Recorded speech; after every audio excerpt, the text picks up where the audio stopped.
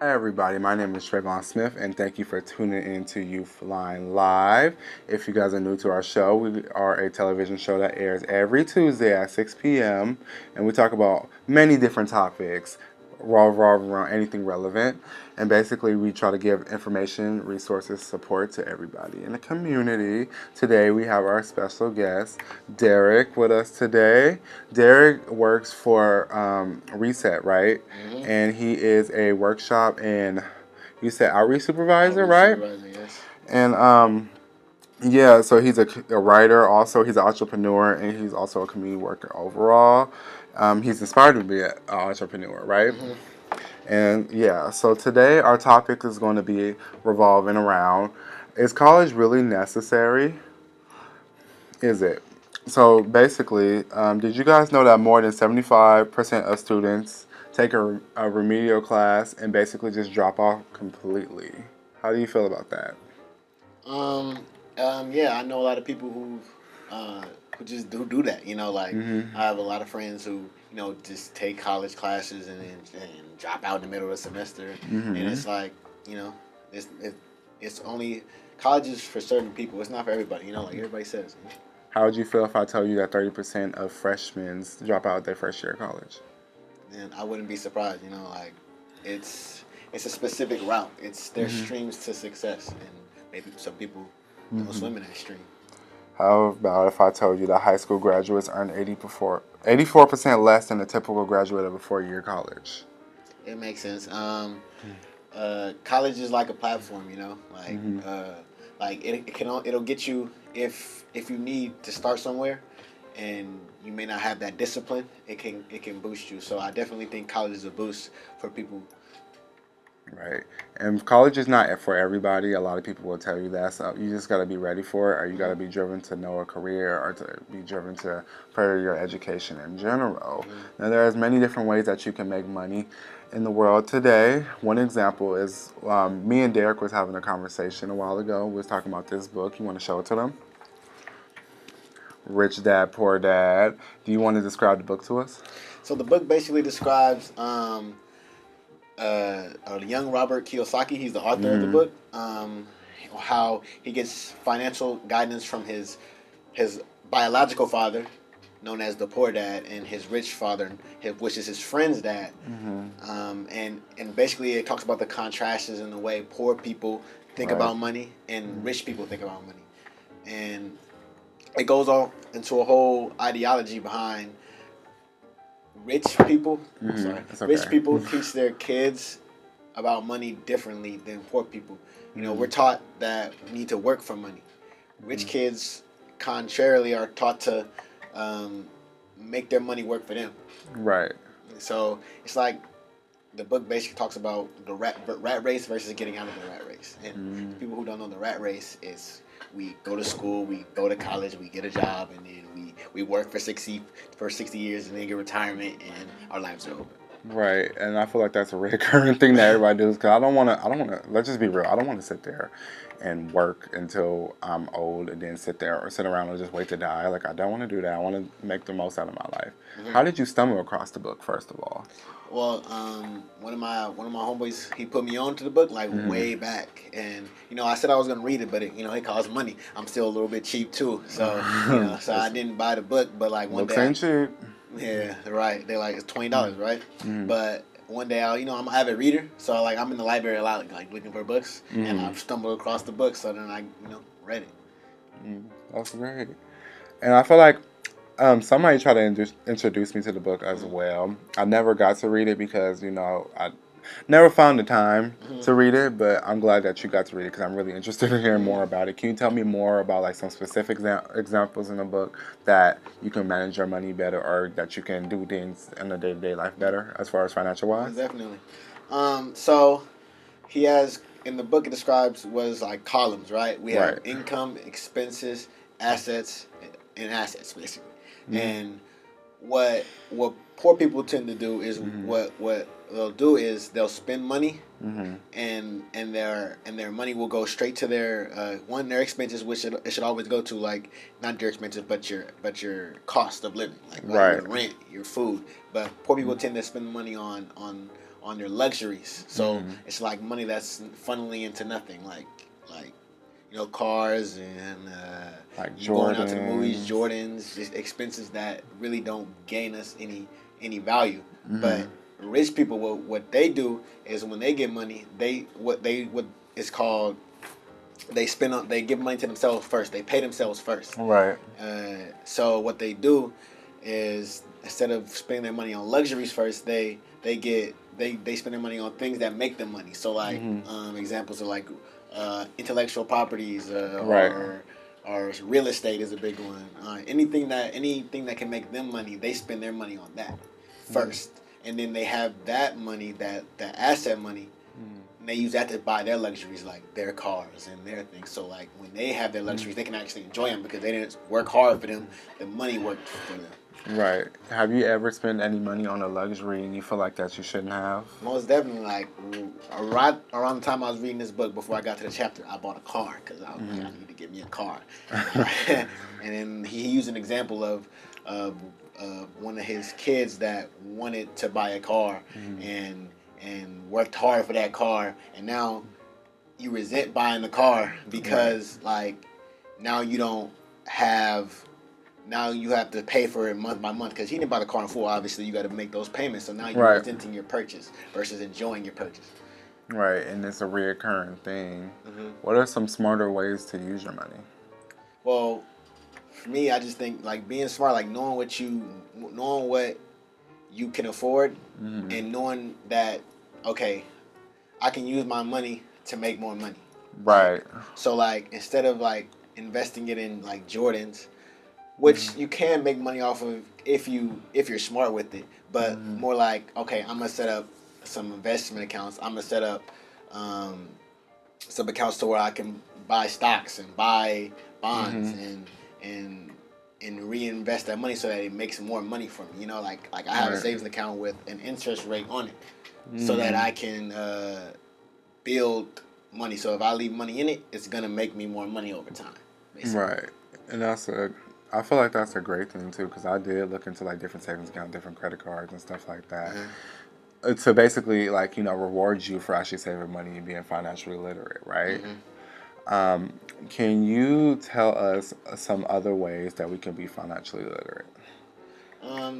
Like besides the fact that like we shouldn't pay stuff on luxuries, we should also stack our money, stock it into bonds. Is there any other way or any other ways that you can educate our viewers to build their money or to stack their money or to be more financially literate?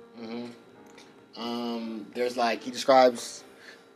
There's a few ways, right? So one, it's heavy focused on entrepreneurship, right? So you talk about college, right? So like a lot of the youth nowadays, we want to be our own bosses. We want to run the show. So it takes a lot of what's called fearlessness. Like you got to be willing to take risks. That's what a lot of people have a problem with. We get stagnant. We get comfortable. Like that's one of the things it talks about in the book. Like most people are comfortable with their job and they just work their job until it's time to go.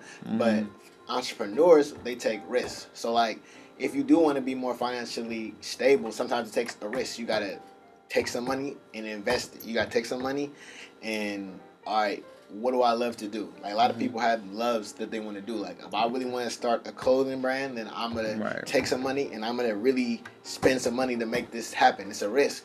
That's the thing. That's the difference between entrepreneurs and regular people or poor people and rich people.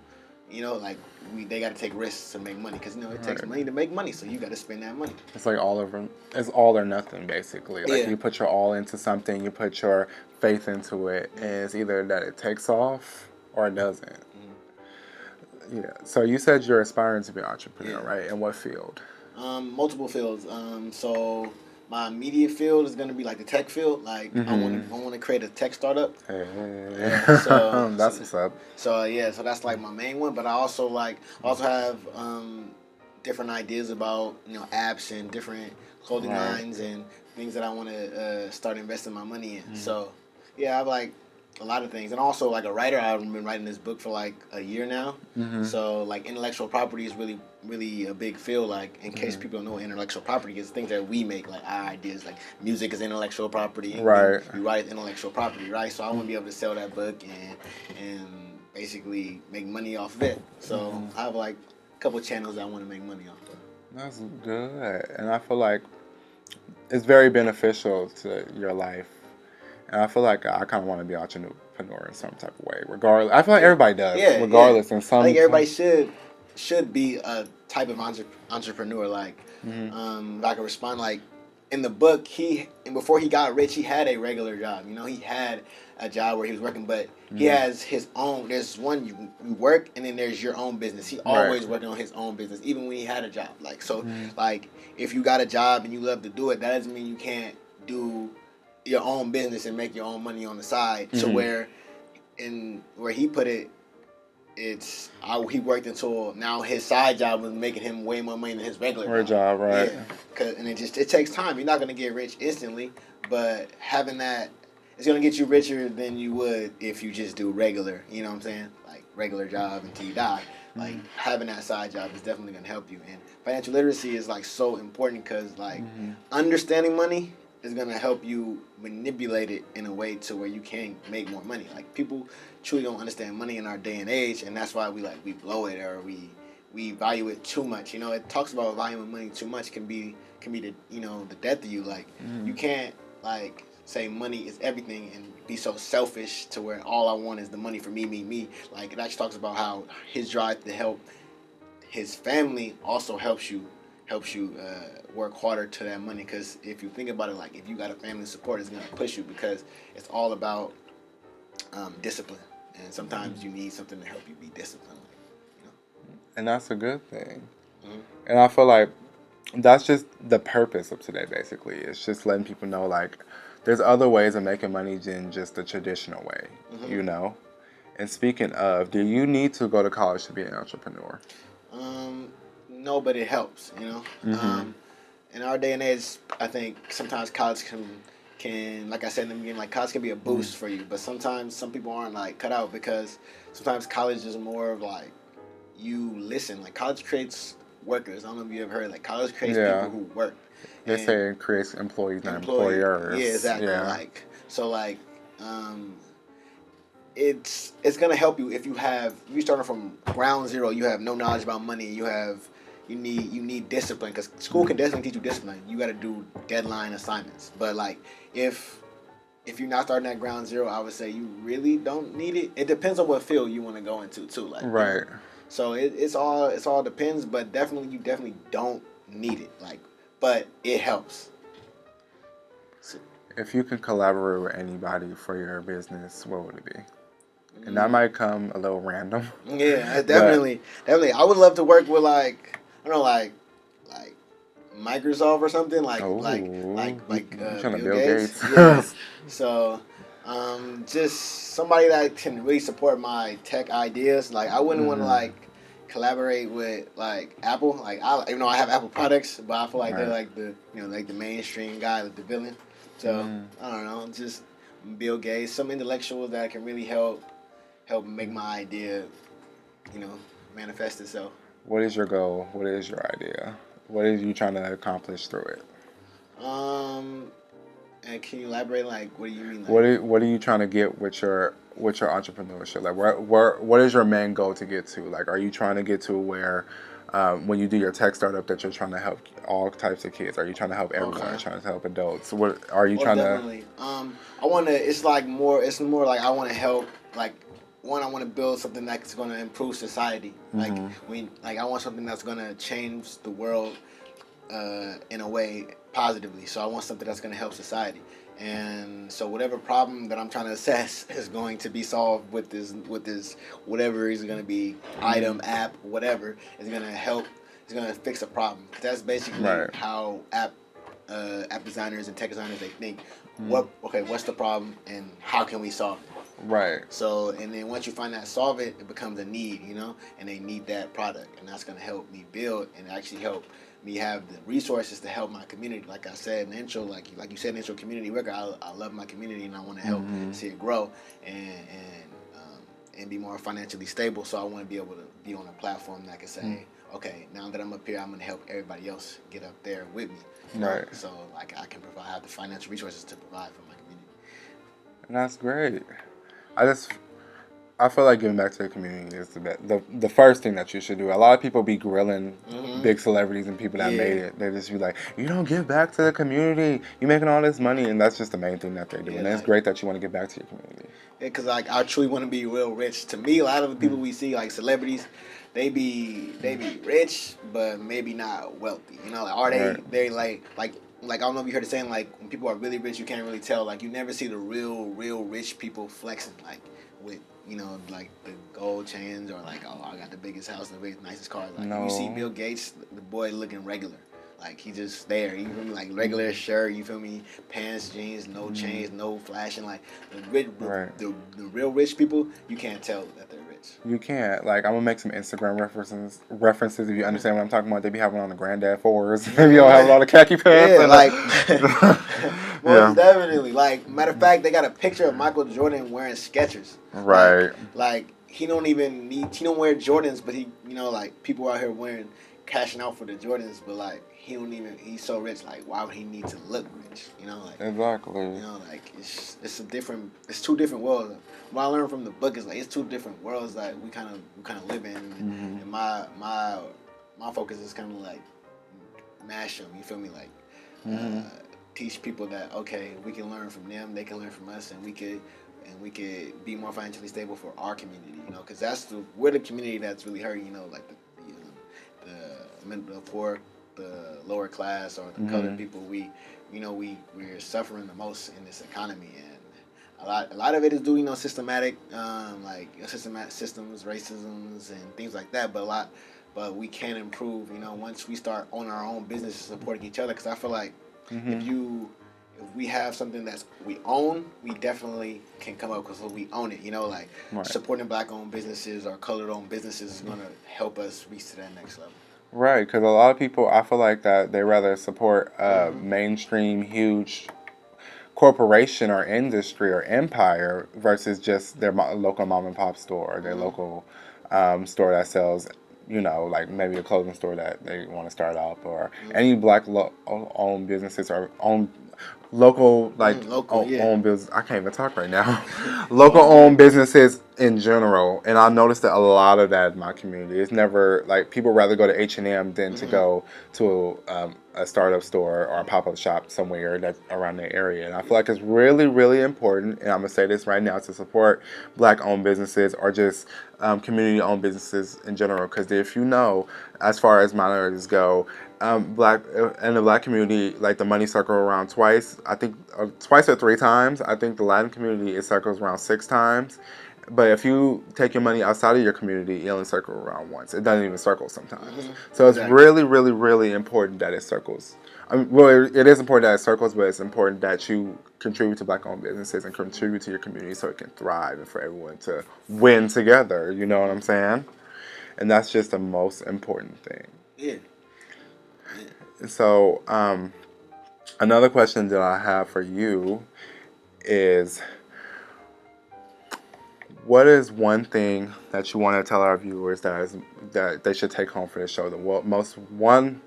Can't talk right now. Excuse me, I need some water. But what is something that they should take home from the show, if anything? Out of all this information that they're learning today, what should they take home the most? Just basically, it's up to you.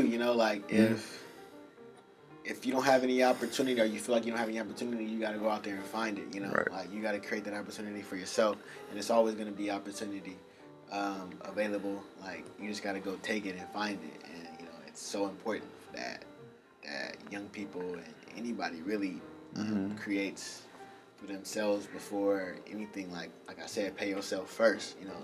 Don't go out there and try to look rich. Just build so you can actually be rich. And it's not like we talk a lot about money, but it's not all about money. Like there's more to life than money, but money certainly helps. Like certainly being stable creates a lot of opportunities. That's kind of like where I have this drive to create a life for myself that I didn't have growing up.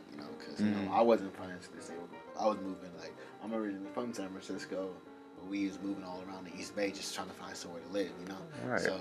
So it's really important, especially for this city, you know, like there's a lot of gentrification going on, and I think I think that we could counteract that, because the main problem is that people don't own where they live. We rent, and so what they do is they either raise the rent and kick the people out, and that's why we're getting kicked out. But if we start buying the land and owning it, nobody can kick us out, you know. So once we own the houses that we live in, we can slow down and stop this gentrification.